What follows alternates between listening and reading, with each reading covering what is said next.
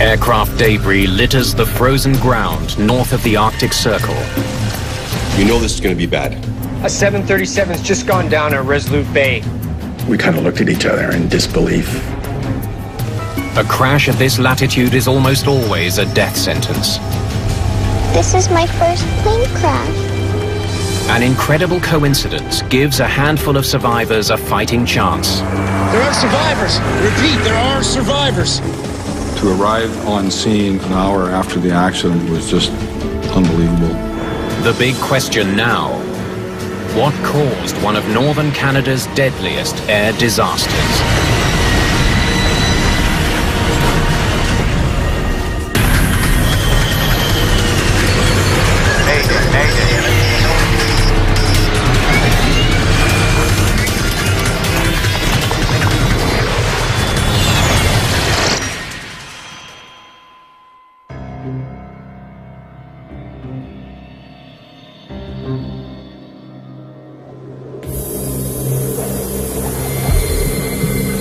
The Canadian Arctic is one of the toughest environments on the planet.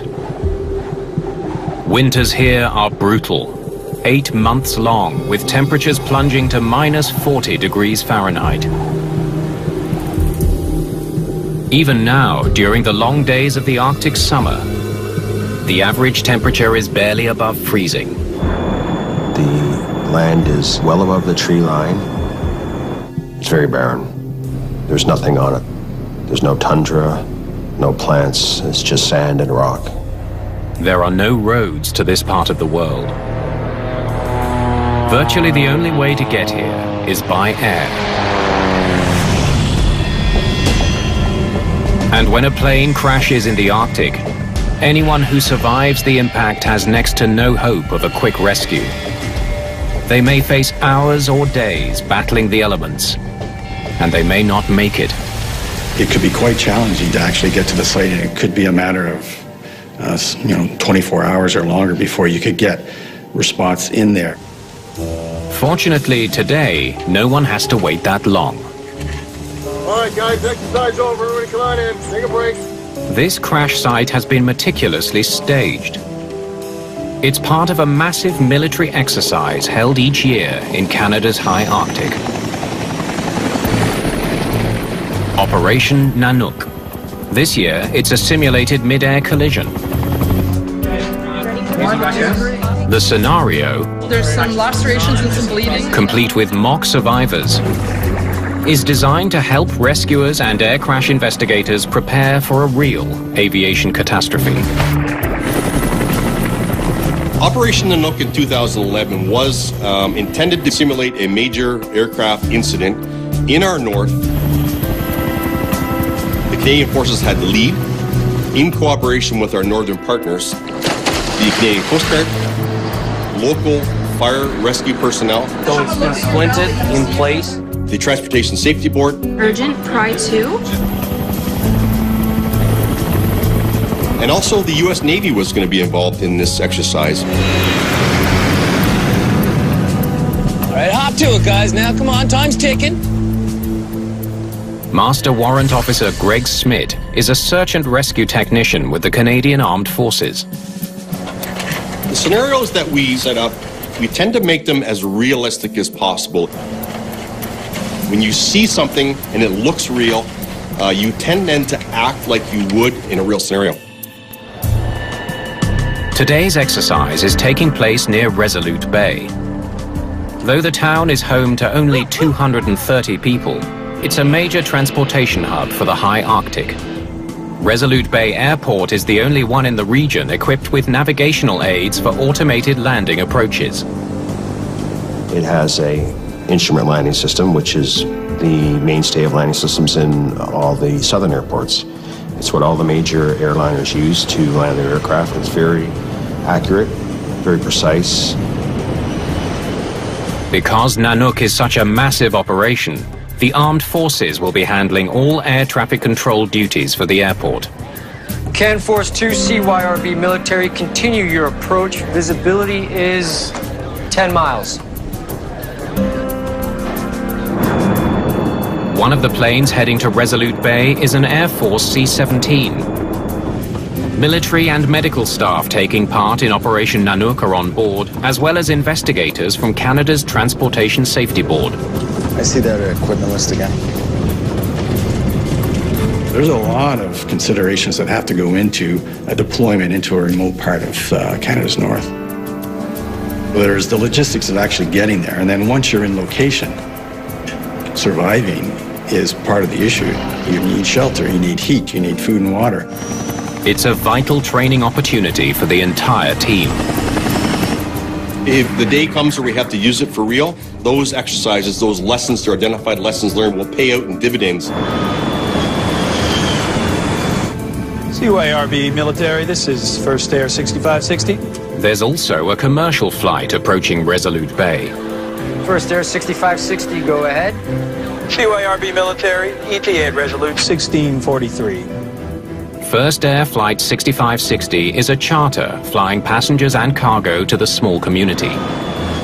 Everything from fuel to household goods, appliances, to food, to mail is flown in.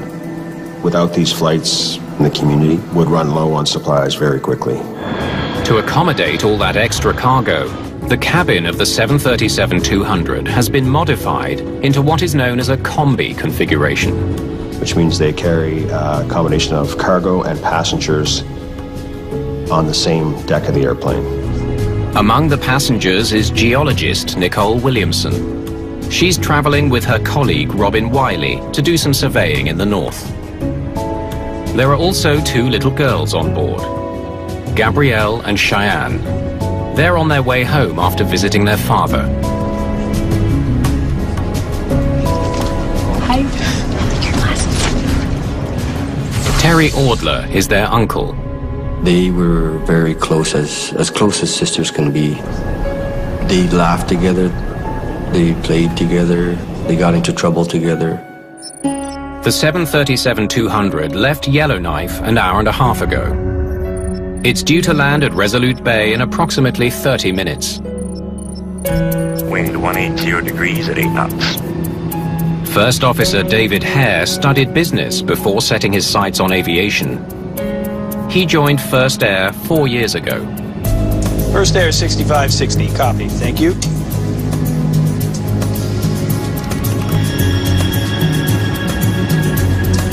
There we go.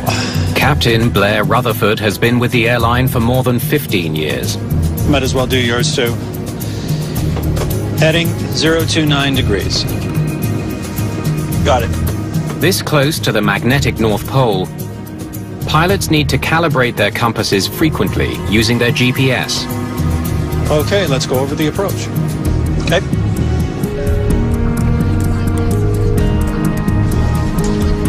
Do you want some help with your seatbelt? Okay. All right. Yeah, I'm here with you. That's fine. Altitude alert set to 2200. Because of the heavy fog, the crew will be relying on their autopilot during the approach. Checklist complete. Autopilot set. This way, they don't have to worry about lining up with the runway visually. The computer will do all the work until they're ready to touch down.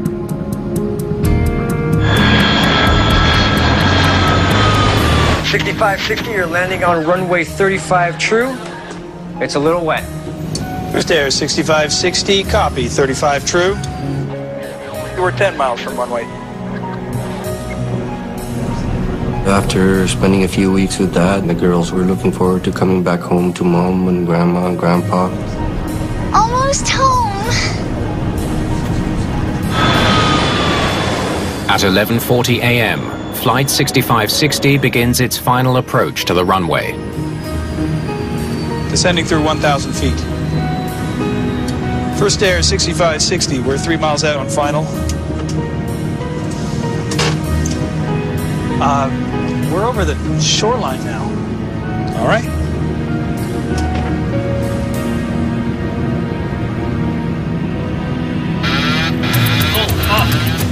The sound of an urgent alarm fills the cockpit. Go around, go for it. It's the low altitude warning. To the pilots, it seems impossible. They don't even have the runway in sight yet. Go around! Go around thrust. The captain decides to abort the landing, but it may be too late.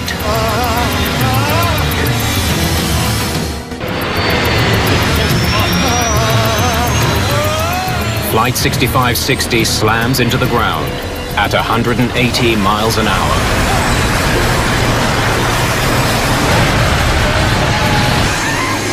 The plane skids across the crest of a hill and bursts into flames.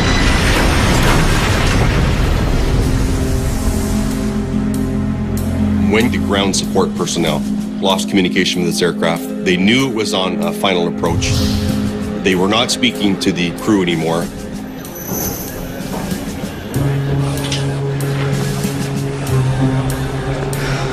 First Air 6560 should be here by now. You gotta be kidding. Try them again. Did people believe that aircraft had crashed? You don't want to because human beings are involved. But it very quickly became a reality that this aircraft had crashed.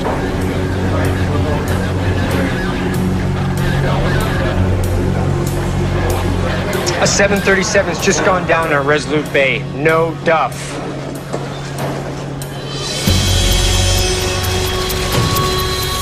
The priority now, get help to any survivors. Think to yourself, wow, I really hope someone survived this, but you know this is going to be bad. At the crash site, Gabrielle Pelkey sits alone in a nightmare. She found herself with a broken leg, cuts and bruises, and concern for her little sister Cheyenne.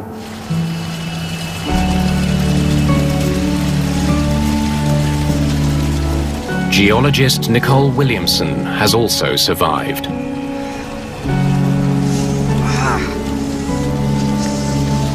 Gabrielle!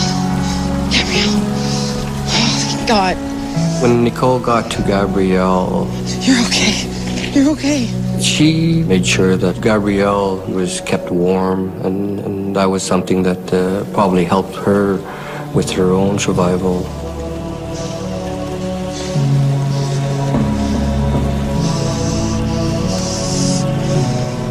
This is my first plane crash. Yeah. Me too, sweetie. Me too. For Nicole to hear that from a child, it just sort of brought home, you know, the innocence of it all. Okay.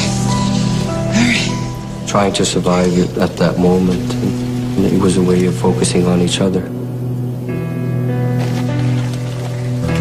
As they stumble through the wreckage, they find only one other survivor, Robin Wiley. They managed to get to a location where they felt, okay, this is probably a safe location, and wait and hope for the best. The three survivors are suffering from shock and shivering in near freezing temperatures. If help doesn't arrive soon, they may die from exposure.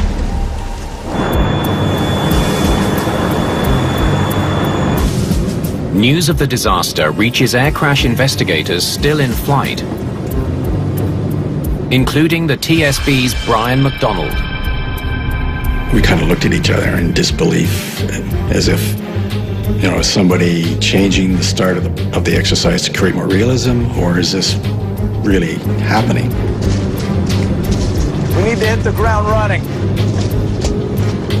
Now you're quickly changing gears into thinking about all the things we have to do now to get ready and start reacting to this actual accident.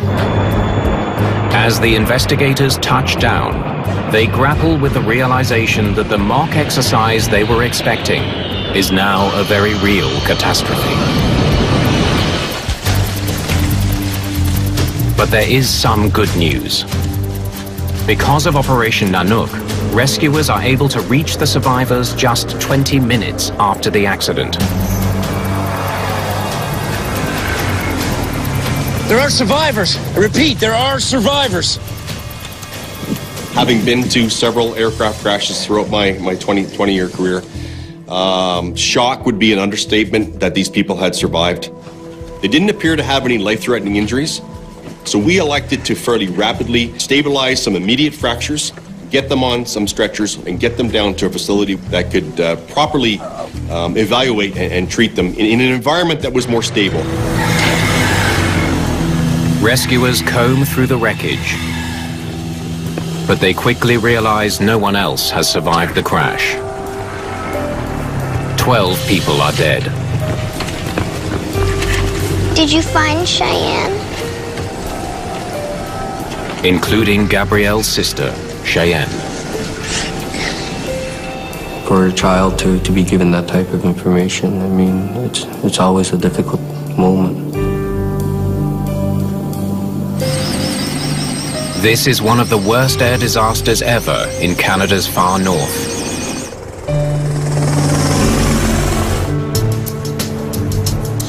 Hey, you guys with the TSB? That's what the hat says. Show me what you got. It's up to investigator Brian McDonald and his team to figure out what happened. We're here. They came down here, 2 clicks east. Well, I'd like to get a team up there as soon as possible. And we're going to need a space to work.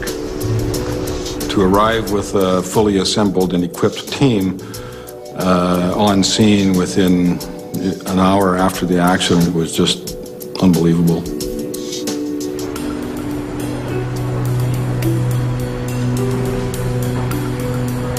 I got pretty close to the runway. The plane has crashed into the shoulder of a hill a little more than a mile east of the runway. Maybe it was the fog? We knew that the visibility had been poor earlier during the flight, so we knew that the weather was a factor that would need to be looked into.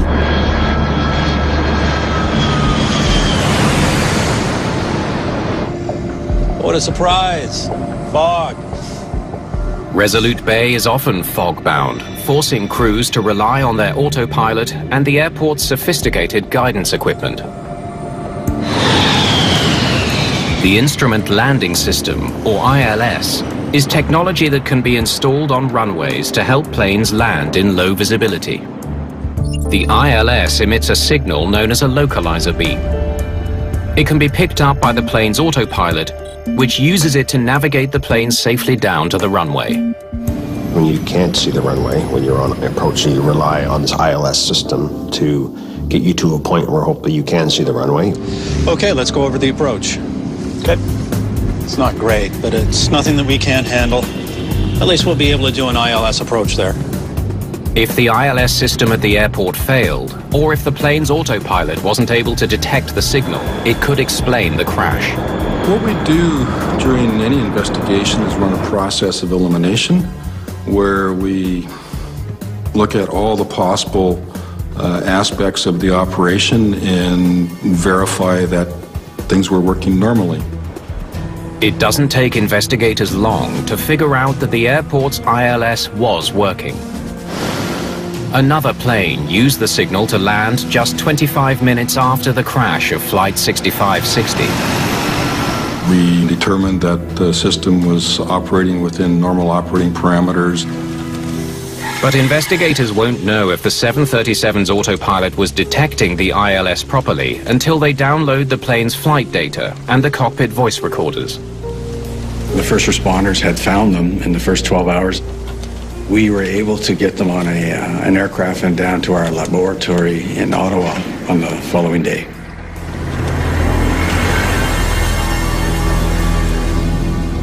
Meanwhile, Operation Nanook provides investigators with some unexpected data. So this will show us exactly what the radar recorded? Resolute Bay Airport is not equipped with radar, but the military had set up a temporary radar system to handle the increased air traffic for Operation Nanook. The radar data was crucial to the investigation because it provided us with the flight path for the aircraft, which we wouldn't have had otherwise. It's a lucky break for investigators. When they watch the playback, they immediately notice something very unusual. Where the hell are they going? The radar shows Flight 6560 was flying parallel to the runway, not lined up with it as it should have been. The question that came to our minds immediately there was why? Why did the aircraft track in that direction? How could a modern airliner, equipped with an autopilot, crash into a hill more than a mile from the runway? A painstaking investigation will uncover a troubling explanation. With the toxic fire fully extinguished, it's now safe for investigators to head to the crash site and get a close-up look at the wreckage. They're searching for any clue that might explain why the plane drifted off course on approach to the runway. We needed to understand, what was happening with the navigation. We needed to understand how did the aircraft get right of track and why did it stay right of track. They begin by charting the location of every single piece of wreckage. You could see where the wheels had touched down and the aircraft had gone airborne for some distance. Bits of the aircraft had started to shed, and then it touched down again on the belly and came apart into three main sections. To investigators, the pattern of debris suggests a possible explanation for the crash. The wreckage seems to line up directly with a navigation tower called a VOR. When they draw a line between where the aircraft turns final and where the aircraft accident occurs, it's pretty much right at that antenna. Investigators wonder if the pilots locked onto the wrong beacon to guide their plane to the ground. The airport's VOR beacon transmits a radio signal which helps pilots find the airport. However, it's not meant to guide them onto a specific runway. For that, the crew must switch their navigation control so the autopilot can follow the airport's ILS frequency. You have an ILS, which has a beam that goes out, and if you stay right on that beam, not left, not right, but right on, it'll take you right to the center of the beginning of the runway. It's not great, but it's nothing that we can't handle. At least we can do an ILS approach there. If the crew programmed their navigation system to follow the VOR signal from the hillside antenna instead of the ILS signal on the runway, it would explain this tragedy. It wouldn't be the first time a pilot made that very mistake. There was a previous occurrence back in the late 1980s involving a Boeing 737, and in that instance they were tracking to a navigational aid very similar to the one located in Resolute Bay, rather than to the approach aid at the runway. If the pilots of Flight 6560 made the same error, the heavy fog would likely have made it impossible to see the hill until it was too late. But is there any way to know for sure if that's what happened? Investigators hope the plane's cockpit voice recorder can provide the answer. All right, let's see what these guys were thinking. The TSB's John Stewart is an expert at analyzing crew conversations captured on voice recorders. The cockpit voice recorder was going to tell us what was going on inside the cockpit. What could they be seeing? What were they listening to? What were they talking about? And so I can understand their view of the world and how they were making decisions. Flaps 5. Flaps 5 selected. Initially, it doesn't sound like anything is wrong. Checklist complete. Autopilot set. Localizer alive. Glide slope alive. The first officer acknowledges the autopilot is locking onto the airport's instrument landing system. Oh, sounds like they were following the ILS signal, all right. The words glide slope alive confirm that the autopilot is homing in on the correct signal, the runway's ILS, not the VOR beacon from the hillside tower. And from the cockpit voice recorder, we knew the crew was flying the ILS approach. So we're conclusively able to determine that where they ended up was not related to that beacon. But they still have no idea why the plane drifted dangerously off course.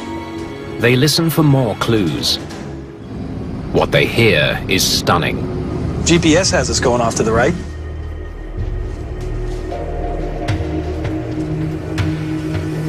The first officer knew they were off course. We could tell from the conversation that the crew were concerned about the positioning of the aircraft. So, are we too far to the right? We'll get there. As they continue to listen, the mystery deepens. If we're going right, Resolute Hill is right of the runway.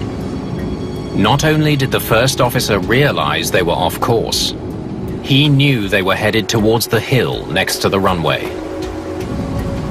We're not on the localizer. No, we're fine. The autopilot's tracking the localizer. I think we should abandon the approach, go around and sort this out. No, we're good. We'll continue the approach. Okay? continuing approach.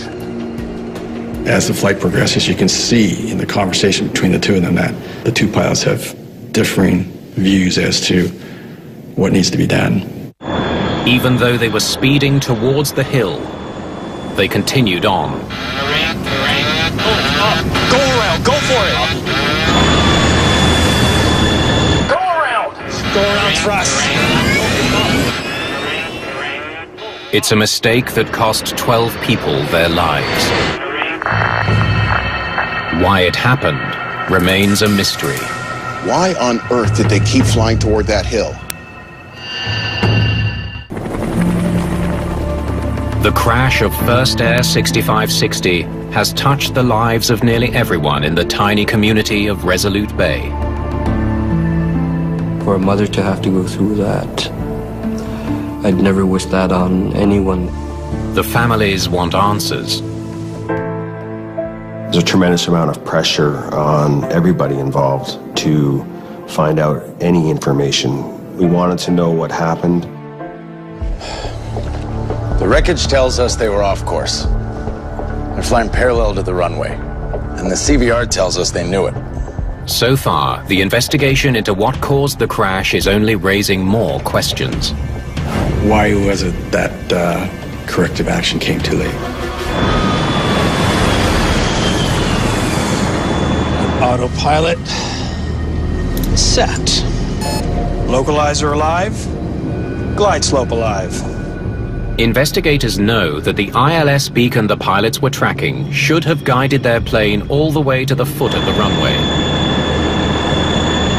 They need to figure out why that didn't happen. This is what we've got to go on, so let's see what the data can tell us. We had the downloaded information from the flight data recorders. They hope the plane's flight data recorder will provide them with some answers. Okay, pitch up 2 degrees. Using the FDR data, speed to 168 knots. Investigators create a detailed flight path of the plane's approach. Turn left 2 degrees. The key aspects of any flight were on there. You know, altitude, speed, heading, power setting, flight control positions. Can we add the localizer beam, please?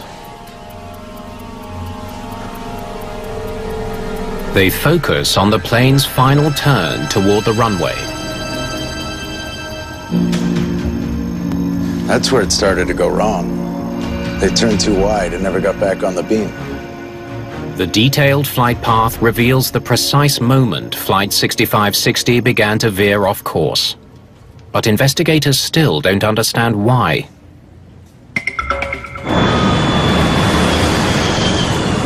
They know the autopilot system was working properly. The flight data recorder indicated that the autopilot was operating throughout the recorded portion of the flight. Autopilot set. To carry out an ILS landing, the crew should have set their autopilot to a mode called VOR Loc. Localizer alive? Which is exactly what they seem to have done. We were struggling with trying to understand, how did the aircraft get off course if it was properly tuned in, switches properly set up, crew is following their processes down to do an ILS approach. Investigators are at a loss to explain how a properly configured, functioning autopilot steered the plane off course. Until they take a closer look at the flight data. Let me just see the control wheel inputs. So the turn started out okay. Nice and smooth through here. Definitely the autopilot in control. We could determine that the turn was initiated by the autopilot. And then there's a change in the technical information that would indicate something happened in the turn. Something changes right here. These jagged corrections have got to be human. They must have been flying on manual. For some reason, it seems the autopilot switched to manual mode partway through the final turn. In this new setting, the autopilot was no longer guiding the plane to the runway.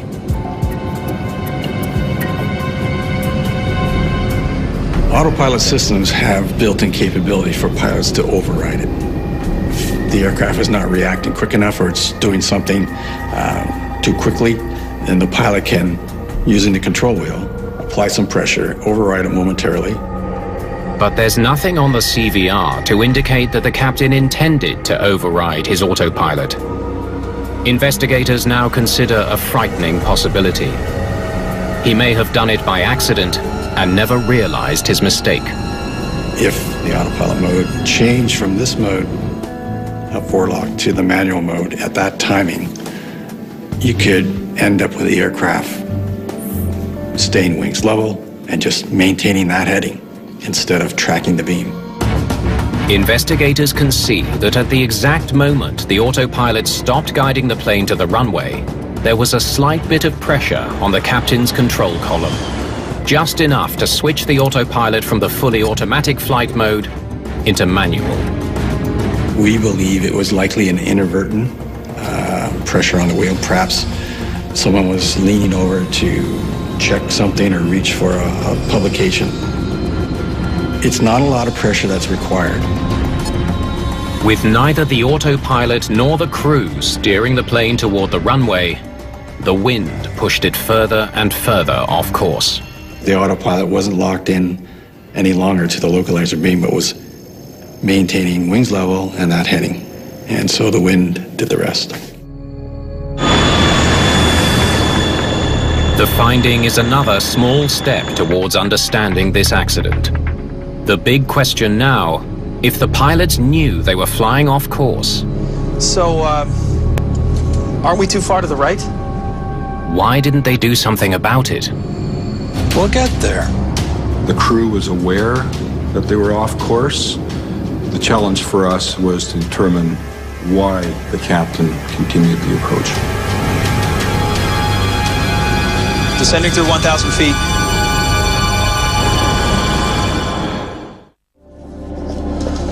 Let's see what this flight looked like from inside the cockpit.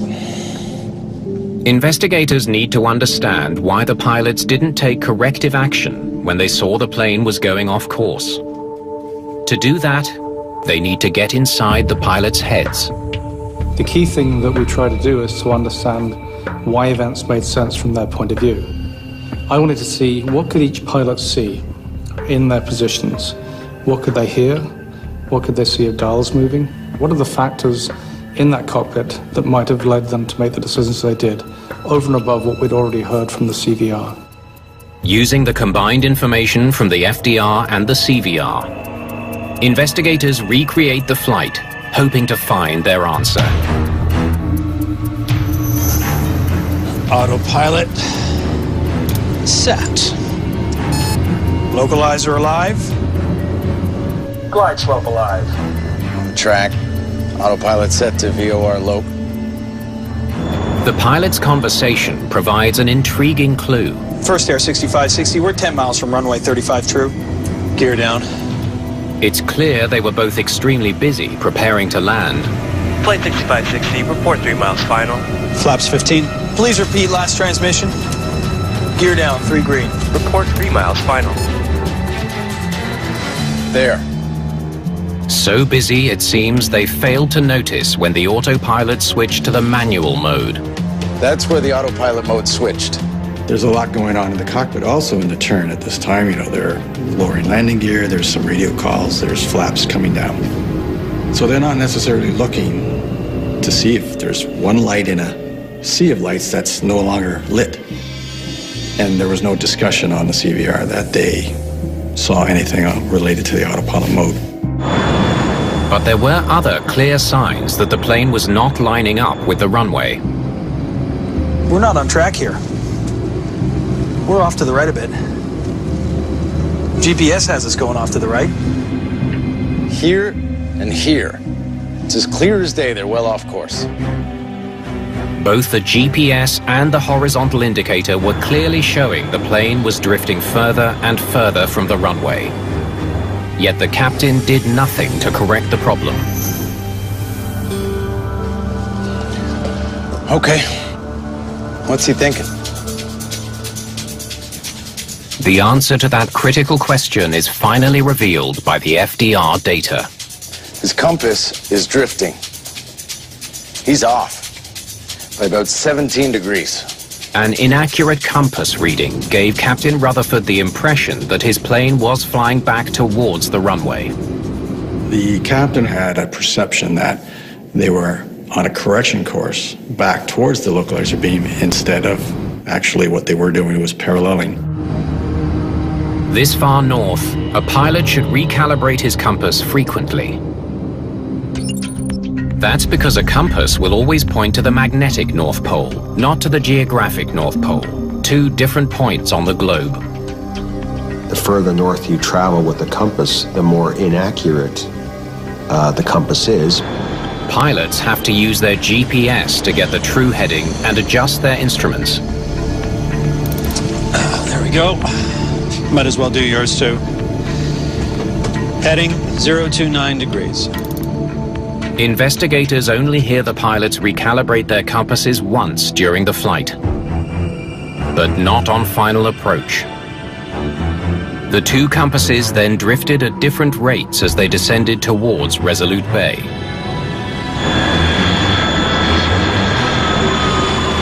Rutherford's compass was telling him that he was flying 331 degrees, straight back towards the center line of the runway. But he was actually flying 348 degrees, straight towards the hill. The inaccurate compass reading likely convinced Captain Rutherford that his autopilot was bringing the plane back on track. Each pilot had a completely different understanding of what was going on. We're not on the localizer. Oh, we're fine. The autopilot's tracking the localizer.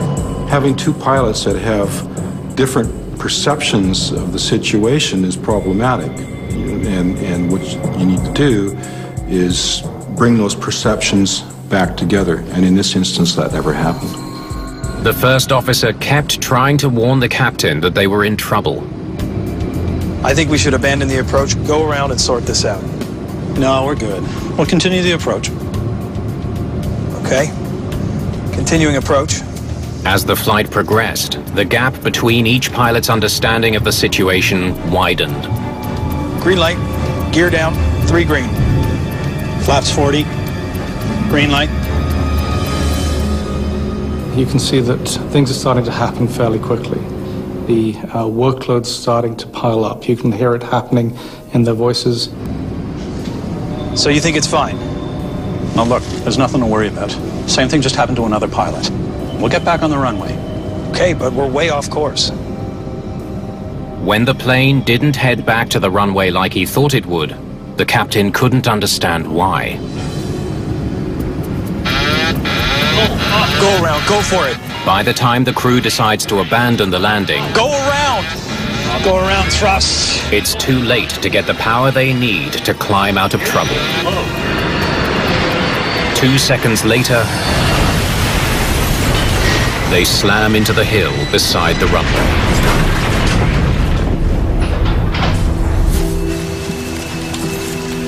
There were so many things that had to have happened for this outcome that if any one of those didn't happen, you wouldn't have had the accident. The mystery of the first air disaster is finally becoming clear. But there is one last question investigators must answer. Why didn't the captain listen to the one person who was trying so hard to warn him of the impending danger? We're not on the localizer. We're fine. The autopilot's tracking the localizer. Investigators believe the captain of Flight 6560 didn't understand that his aircraft was in danger, despite his first officer's repeated warnings. GPS has us going off to the right. I counted 18 statements that the first officer made from the first time he indicated that they were off course until they collided with a hill. So you think it's fine? Now look, there's nothing to worry about. Same thing just happened to another pilot. We'll get back on the runway. Okay, but we're way off course. The first officer could see something was wrong. We're over the shoreline now. All right. But did not clearly state that he felt they were in danger. We could see that the first officer was trying a number of different tacks, talking about the GPS, talking about their relative position, trying to find different ways of approaching the problem and communicating it to the captain. Blair, I don't like this. The pilot's records paint a picture of two men with vastly different experience. First Officer Hare was new to the 737 and had fewer than 5,000 hours in the air. Captain Rutherford had more than twice as many hours in the cockpit and much more experience flying in the north. Yet for some reason he didn't pick up on what First Officer Hare was trying to tell him. They weren't resolving the problem. And so the questions keep piling up. Why does the first officer keep focusing on this? We should be configured, we're not. So his problems are mounting up and mounting up. It gets harder to pull yourself out of all of those things that you need to put right. Maybe we should go around. Continue configuring for landing. As the less experienced pilot, First Officer Hare may have felt reluctant to voice his concerns more forcefully. As a result of their conclusions, the TSB makes some important recommendations. Our job is to illuminate where the deficiencies are, and the industry and the regulator will take action to mitigate those risks. That's why the Transportation Safety Board exists.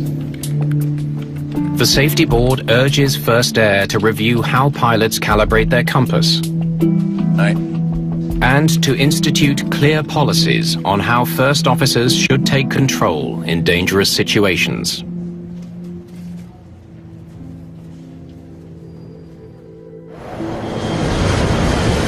First Air made changes to their crew resource management training, when and who can call a go-around, how they deal with unstable approaches.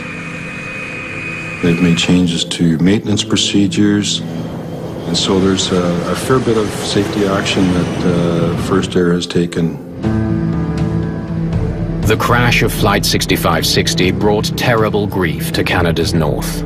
But there is one ray of light that continues to shine. Gabrielle Pelkey returned to school in the autumn of 2011. She's happy-go-lucky. She's still, I'd say, a star in her classroom.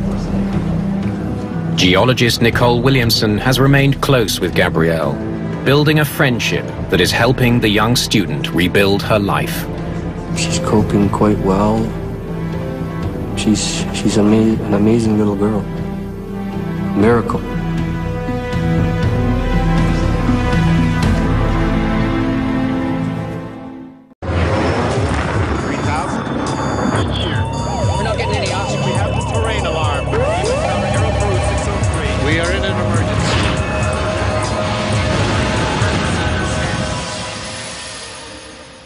This is a true story. The reconstructions are based on an original air traffic control transcript. In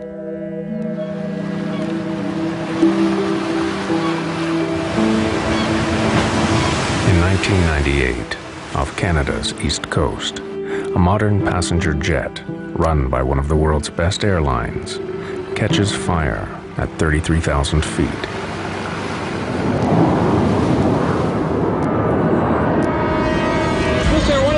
We are dumping fuel now, and we must land immediately. In the final 6 minutes, communications from the cockpit cease. It's burning already! Then, the plane plummets into the ocean.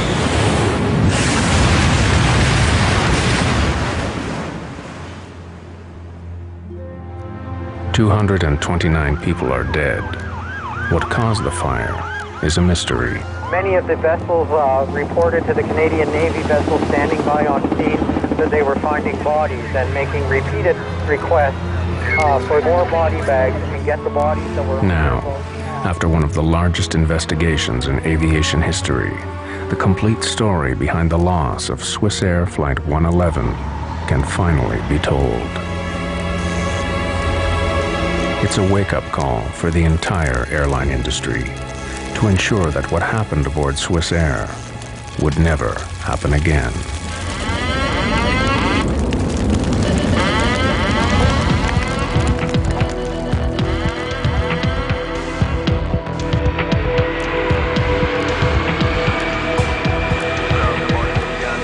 September 2nd, 1998.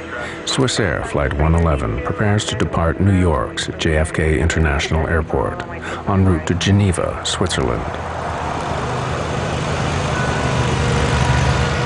The aircraft is a McDonnell Douglas 11, or MD-11, a model first developed in 1986 as a highly automated, modern improvement on the antiquated DC-10.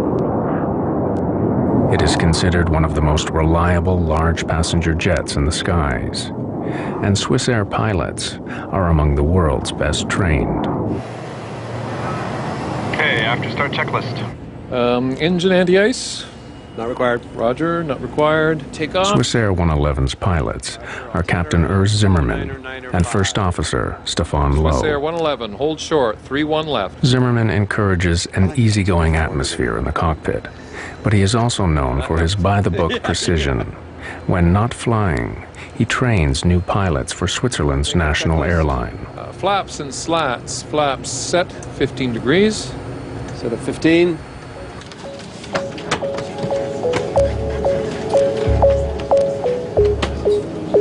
On board are 215 passengers, 12 crew, and the 2 pilots. Most passengers are French, American, or Swiss.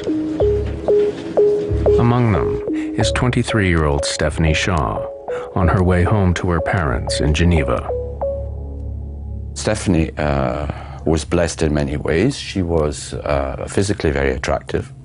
She was an intelligent girl. The reason she went to New York was that she had been invited to become a member of the World Economic Forum, which is based in Geneva, and she wanted to have this trip before she joined.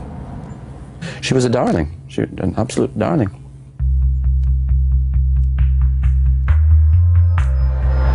Swissair 111 Heavy, clear for takeoff. Cleared for takeoff. Roger, Swissair 111. In the spirit of safety, the Swissair pilots push the throttles forward together, ensuring that no single pilot can botch a takeoff. VR, V2. Swissair Flight 111 lifts off the runway and makes her way northeast toward the open Atlantic.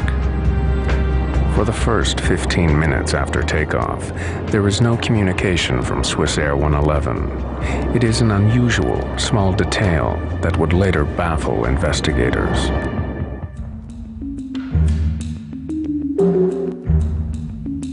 Atlantic air traffic is handled by a remote center in Moncton, New Brunswick, Canada. Almost half an hour after takeoff, Captain Zimmermann makes his first communication with Moncton. Moncton Center, Swissair 111 Heavy, good evening, level 330. Swissair 111 Heavy, Moncton Center, good evening. Reports of occasional light turbulence at all levels. Moncton, Swissair. It is a perfectly normal beginning to a transatlantic crossing.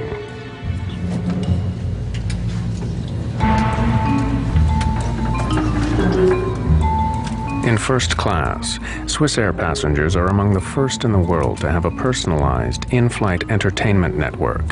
Though now common, the system is an innovation in 1998. Passengers can choose their own movie, browse the internet, and gamble.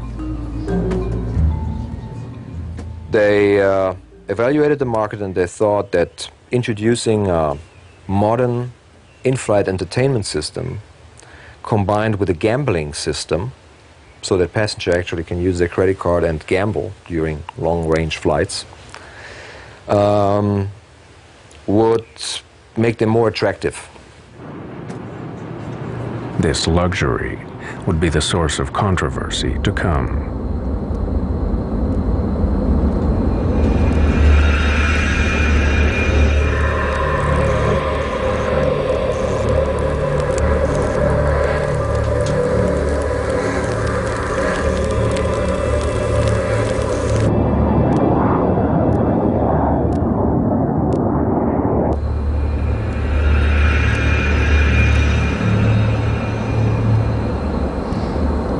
Smell something?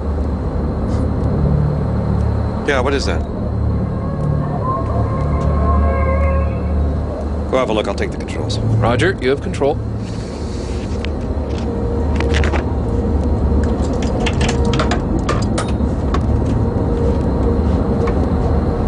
First Officer Lowe investigates the area near the air conditioner vent. Harmless smoke traces from air conditioning systems are common on commercial jets. I don't see anything, Urs, and there's nothing up there now.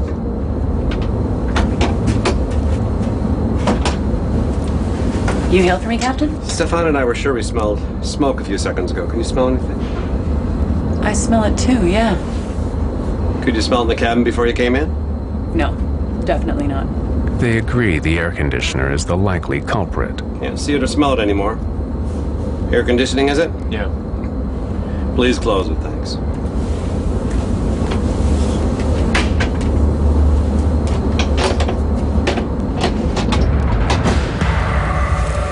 Behind the sealed panel, the pilots cannot see that the problem is getting worse.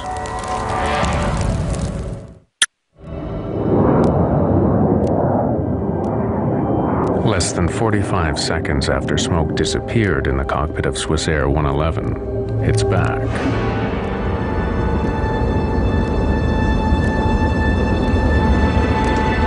Zimmerman follows Swissair procedure. He makes plans to divert the plane for the nearest place to land. Find the closest place to land, Stefan. We'll need the nav charts from the library, also weather data for the area. Boston's close.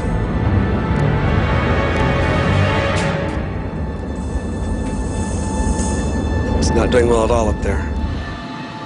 Zimmerman radios air traffic control in Moncton, New Brunswick.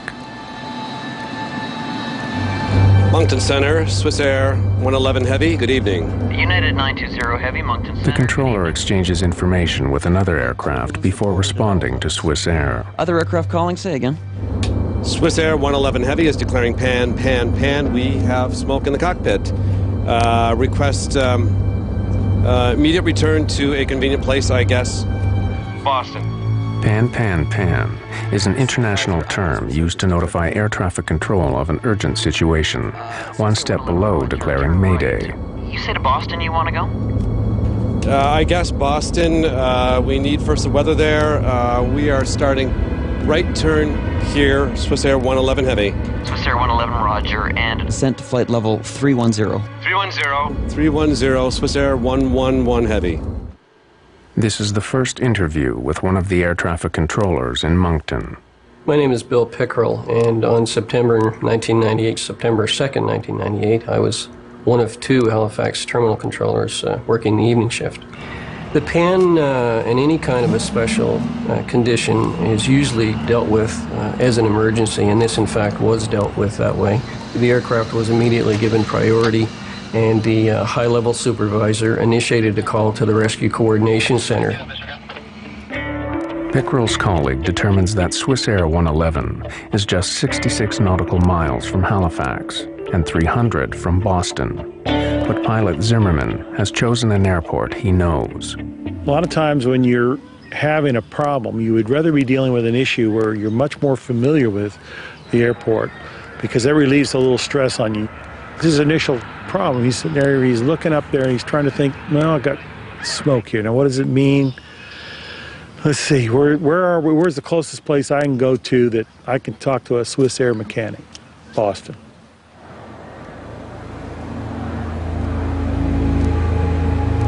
Swiss Air 111 Center. Swiss Air 111 Heavy, go ahead. Would you prefer to go into Halifax?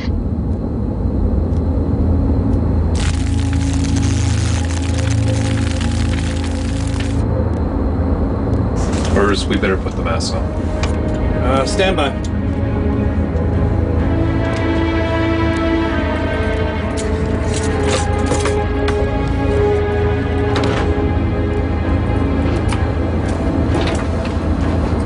Realizing their location, Zimmerman decides Halifax is the best option.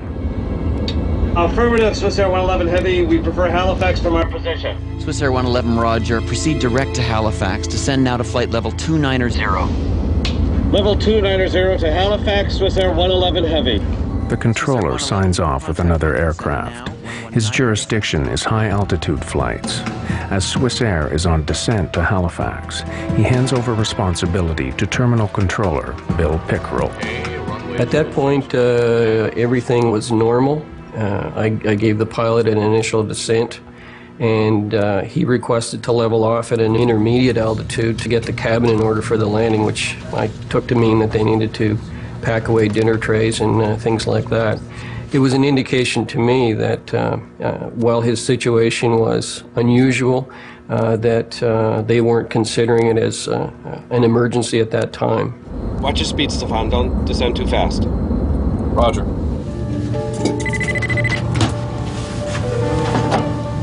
Yes, Captain.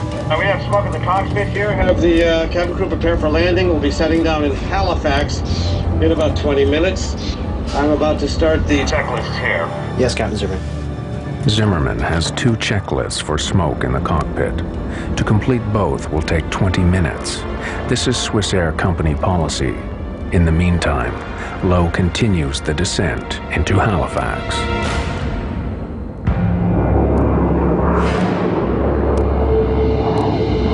Stefan, I'll need you to handle the radio while I do this checklist. All right. 119.2 for the Swiss Air 111 Heavy. Roger. Swiss Air 111 is now at about 25,000 feet. Pickrell advises them to descend to 3,000. But First Officer Lowe says he'd rather fly at 8,000 until the passenger cabin is cleared. His decision to remain high underscores the sense of control in the cockpit. 2979. From my point of view, it gave all initial appearances that it should be a fairly straightforward operation, that assuming that everything happened normally, the aircraft would require a minimum of handling to lead them into Halifax. Swiss Air 111, you can descend to 3, level off at an intermediate altitude if you wish, just advise. But Pickrell is concerned the plane is not coming down fast enough. It appeared that the aircraft might have been a little bit high, and I wanted to ensure that the pilots were aware of how far they were from the airport, how many miles they had to fly, so that they could judge their own descent and make their decision about what they wanted to do. Roger. At the time, we descend to 8,000 feet, and we are clear at any time to 3,000 feet. I give you advice. Okay, can I vector you to set up for runway 06 at Halifax?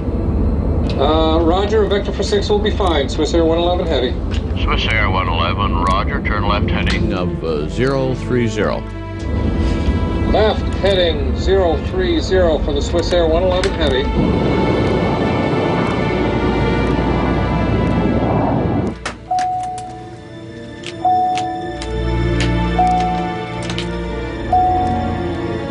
Captain Zimmerman needs information for the unfamiliar airfield, but his flight bag is out of reach. He summons the flight attendant to help. You hailed me, Captain. For 2 minutes now. I need that flight bag there. It's got the approach charts for Halifax.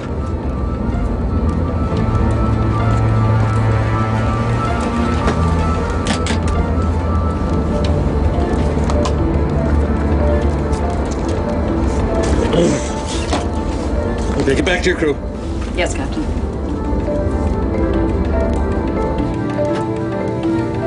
This is your matron at cabin speaking. The chief flight attendant notifies passengers that the flight is being diverted. There is no panic.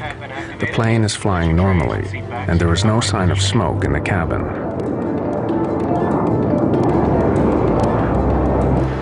Swiss Air 111. Localizer frequency is 109er. You've got 30 miles to fly to the threshold. We're going to need more than 30 miles. But still, at more than 20,000 feet, Swissair 111 is too high to make a landing in 30 miles. The frequency is a 109er for the localizer. Okay, Roger, 109.9er. And we are turning left, heading north, Swissair 111 Heavy. And we've got to dump fuel. Agreed. So far, communications from Swissair have been calm. Still, Moncton Center initiates emergency efforts at Halifax Airport.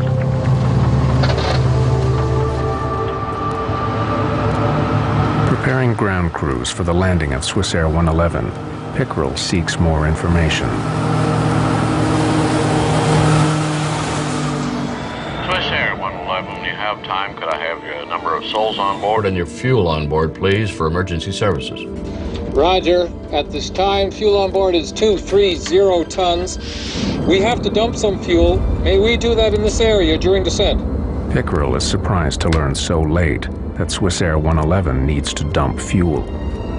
At that point, it became more of a complicated situation. In fact, with every transmission after that, it became more and more complicated. Pickerel considers his options for a safe place that won't take the aircraft too far from Halifax. He decides to direct the aircraft over St. Margaret's Bay, about 30 miles from the airport.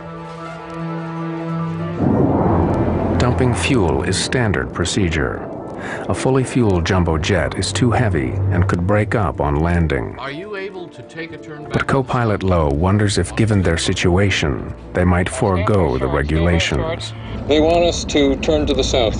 Should we just forget about dumping and just land? No, dump it. Okay, we are able for a left or right turn to the south in order to dump. I initiated the vector back toward St. Margaret's Bay to start him in that direction. It indicated to me that, again, it wasn't a critical situation on board, that in fact he did have time to be able to go back and dump his fuel over the water. Swissair 111, Roger. Turn left heading of 200 degrees and advise me when you're ready to dump. It will be about 10 miles before you're off the coast. You will still be within about 25 miles of the airport. Roger, we are turning left, 200. In that case, we are going to descend to only 10,000 feet in order to dump the fuel. Roger, maintain 10,000. I'll advise you when you're over the water. It will be very shortly. Roger. Are you in the emergency checklist for air conditioning smoke? Yes. Swissair 111, say again, please. Sorry, that was not for you. Swissair 111 was asking internally. Okay.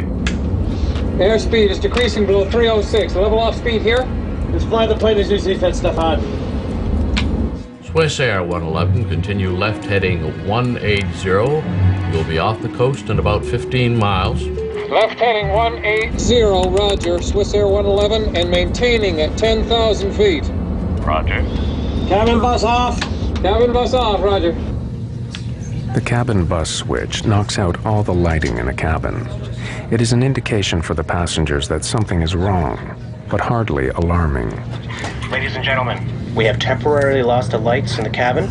Please remain calm. The crew will be coming around with flashlights to assist in landing. Despite a cockpit filled with smoke, there is still no trace in the passenger cabin.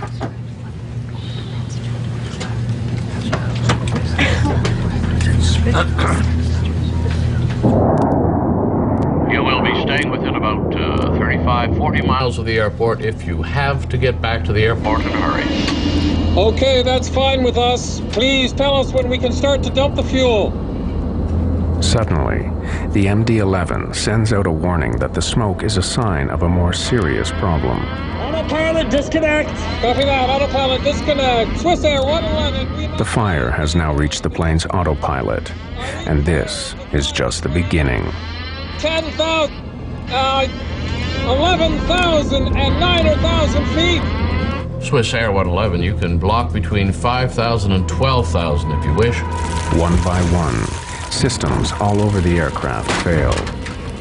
In seconds, the calm in the cockpit dissolves. Between 12 and 5,000 feet. We are declaring emergency now. Swiss Air 111 at time 0124. The two pilots speak simultaneously. Combined with other distractions in the control room, Pickerel is unable to hear a critical transmission. Lowe's declaration that they must land immediately. We are dumping fuel now. We must land immediate. Swiss Air 111, just a couple more miles. I'll be right with you. Roger that. And we're declaring emergency now. Swiss Air 111. Missing this transmission is a moment Bill Pickerel relives today. I'm not sure that it's a feeling that you can adequately describe.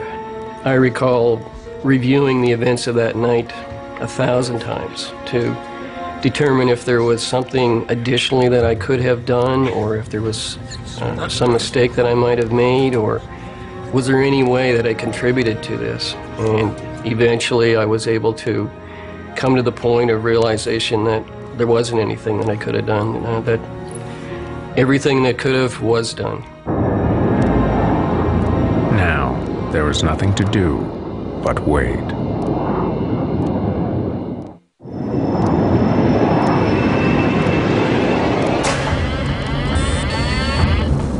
I'm just flying and nothing else. 30 seconds after declaring emergency, the pilots of Swiss Air 111 face an inferno. All my screens are down. I'm flying on standby instruments, maintaining 300. Swiss Air 111, you are cleared to commence your fuel dump on that track, and advise me when your dump is complete.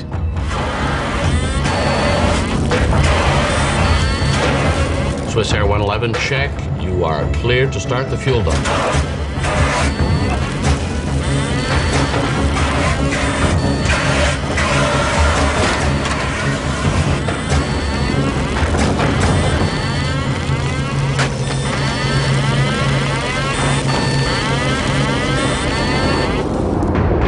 There is no further communication from the aircraft.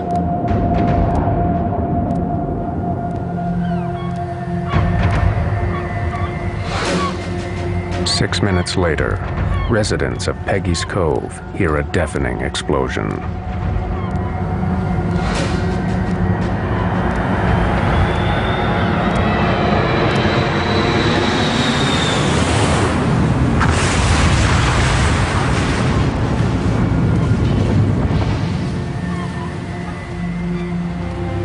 No one knows what happened to 229 people after 360 seconds of silence.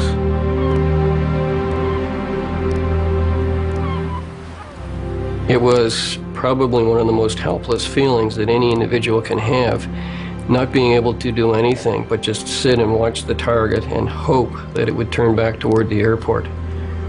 And of course it didn't.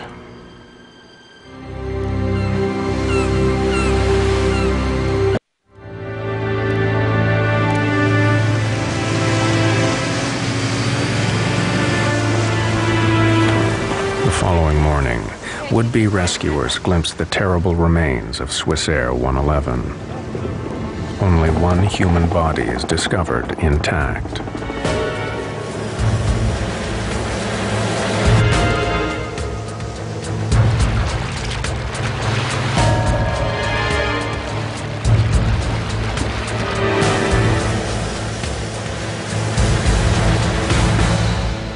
In Geneva, Ian Shaw has a premonition about his 23-year-old daughter, Stephanie.